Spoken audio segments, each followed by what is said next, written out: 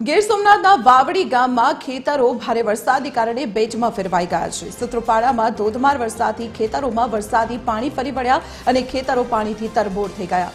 વાવડી ગામના મોટા ભાગના ખેતરો જાણે કે નદીમાં ફેરવાઈ ગયા હોય તે પ્રકારની તસવીરો સામે આવી છે।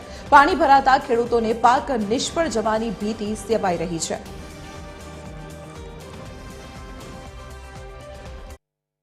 ગીર સોમનાથ જિલ્લામાં અવિરત વરસાદ છે તે પડી રહ્યો છે ત્યારે ખાસ કરીને વાત કરવામાં આવે તો ગીર સોમનાથના સૂત્રાપાડામાં આ સિઝનનો 20 ઇંચ જેટલો વરસાદ છે તે પડી ચૂક્યો છે। ગત રાત્રિથી સૂત્રાપાડા પંથકમાં વરસાદ છે તે પડી રહ્યો છે ત્યારે સમગ્ર વિસ્તાર છે તેમાં જળબંબાકારની સ્થિતિ છે તે જોવા મળી રહી છે। આપને દ્રશ્ય બતાવું કે જે સૂત્રાપાડા અને આજુબાજુના વિસ્તારના જે ખેતરો છે તે બેટમાં ફરી વળ્યા છે અને વાત કરવામાં આવે તો સૂત્રાપાડાના પસનાવડા વાવડી સહિતના જે ગામો છે તેમાં પાણી છે તે જોવા મળી રહ્યું છે। હાલ પણ વરસાદ છે તે અવિરત શરૂ છે।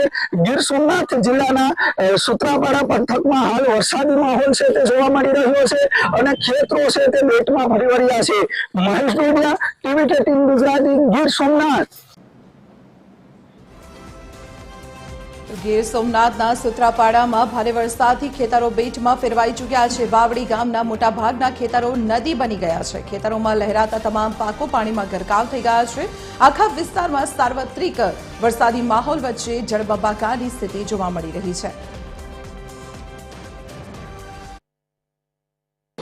ગીર સોમનાથ જિલ્લામાં છેલ્લા 2 દિવસથી અવિરત વરસાદ છે તે પડી રહ્યો છે ત્યારે સૂત્રાપાડા પંથકમાં ભારે વરસાદ છે તે પડ્યો છે।